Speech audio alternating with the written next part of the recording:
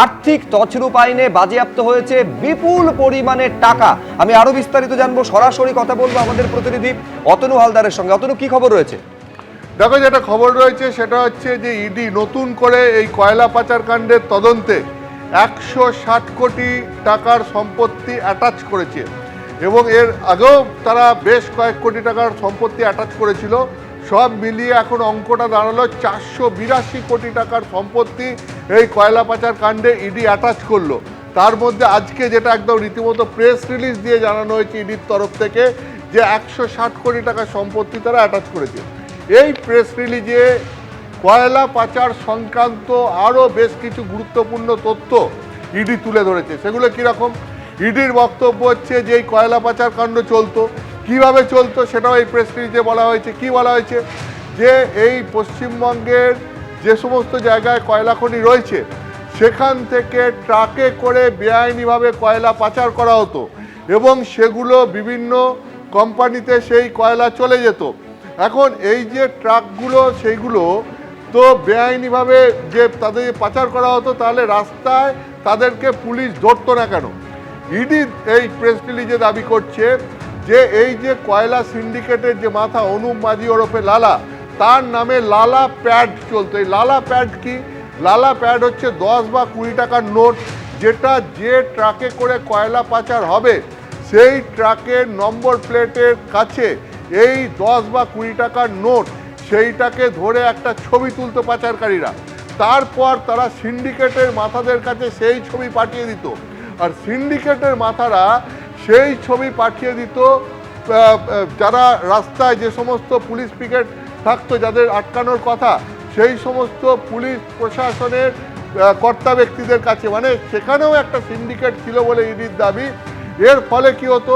এই ট্রাকগুলো যখন রাস্তা দিয়ে বেআইনি কয়লা নিয়ে যেত তখন এই ট্রাকগুলোকে ধরাই হতো না, বা ধরলে পরেও সঙ্গে সঙ্গে তাদের কাছে ওই নোট দেখে, যে নোটটার পাশে রেখে ওই গাড়ির নম্বরের ছবি তোলা হয়েছে, সেই নোটটা দেখে সঙ্গে সঙ্গে বা ওই গাড়ির নম্বর দেখে সঙ্গে সঙ্গে সেই গাড়িকে ছেড়ে দেওয়া হতো। তো এইটা হচ্ছে ইডি অভিযোগ করেছে এবং সেই সঙ্গে সঙ্গে ইডির বক্তব্য হচ্ছে যে এইভাবে কোটি কোটি টাকার কয়লা বছরের পর বছর পাচার হয়ে গেছে এবং সেই টাকা কোথায় গেছে সেটা খুঁজে দেখতেই ইডির তদন্ত চলছে। এবং ইডি এক্ষেত্রে বলছে যে আলটিমেট বেনিফিশিয়ারি কারা, অর্থাৎ শেষ পর্যন্ত এই টাকা নিয়ে লাভবান হয়েছে কারা, তাদেরকে খুঁজে দেখতেই ইডির তদন্ত চলছে। ইডি তদন্ত করছে এই কোটি কোটি টাকা শেষ পর্যন্ত কাদের ঘরে পৌঁছেছে সেই তাদেরকে খুঁজে বের করার জন্য। তুমি জানো যে এই যে কয়লা পাচারের তদন্ত, এটা 2020 সাল থেকে ইডি করছে। 2020 সালের 27শে নভেম্বর প্রথম সিবিআই এই কয়লা পাচার কাণ্ড নিয়ে একটা কেস করে এবং সেখান থেকে 28শে নভেম্বর 2020 সালে সেখান থেকে মামলাটা টেনে নেয় ইডি এবং তারপর তদন্ত শুরু করে। এবং তুমি জানো যে এই মানি ট্রেলের তদন্তে গিয়ে যে এই টাকা আইপ্যাকে পৌঁছেছে বলে গত জানুয়ারি মাসের 8 তারিখ এই কলকাতা শহরে আইপ্যাকের যিনি ডিরেক্টর সেই প্রতীক জৈনের বাড়ি এবং অফিসেও ইডি তল্লাশি অভিযান চালিয়েছিল। যে তল্লাশি অভিযান চলাকালীন মুখ্যমন্ত্রী মমতা বন্দ্যোপাধ্যায় পৌঁছে যান এবং তারপর ইডি তার বিরুদ্ধে অভিযোগ করে যে ইডির তল্লাশি অভিযান চলাকালীন তিনি গিয়ে জোর করে নথিপত্র সেখান থেকে নিয়ে চলে এসেছেন এবং তার বাধায় ইডির তল্লাশি বন্ধ হয়ে যায়।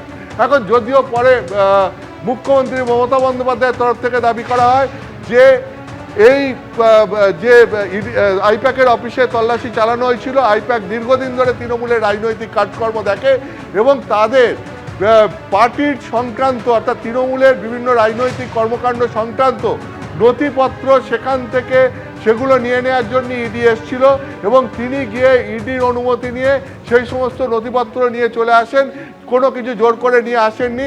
আদালতে এইটা বক্তব্য ছিল, কারণ ইতিমধ্যেই তুমি জানো যে এই মামলা প্রথমে কলকাতা হাইকোর্ট তারপর সুপ্রিম কোর্ট অবধি পৌঁছায় এবং সেই সুপ্রিম কোর্টে এই মামলা রয়েছে। আজকেও সুপ্রিম কোর্টে এই মামলার শুনানি হওয়ার কথা ছিল কিন্তু সেটা হয়নি। আগামী 22শে এপ্রিল সুপ্রিম কোর্টে ফের এই মামলার শুনানি রয়েছে। তো ইতিমধ্যেই এই কয়লা পাচারকে কেন্দ্র করে ইডির তদন্ত নিয়ে একের পর এক বিতর্ক তৈরি হয়েছে এবং যা নিয়ে ভোটের আগে আমাদের রাজ্যে রীতিমতো রাজনৈতিক বিতর্কও তৈরি হয়েছে। ফলে সেই তদন্ত চলছে এবং সেই তদন্ত চলাকালীনই ইডি আজকে রীতিমতো প্রেস রিলিজ দিয়ে জানিয়ে দিল যে তারা এই টাকা কোথায় গিয়ে পৌঁছেছে তার শেষ পর্যন্ত তার মূল বেনিফিশিয়ারি কারা, অর্থাৎ লাভবান কারা হয়েছেন, সেটা তারা খুঁজে দেখতে এখনো জোর কদমে তদন্ত চালিয়ে যাচ্ছে। বেশ, অতনু, তোমাকে ধন্যবাদ। এবিপি আনন্দ, এগিয়ে থাকে, এগিয়ে রাখে।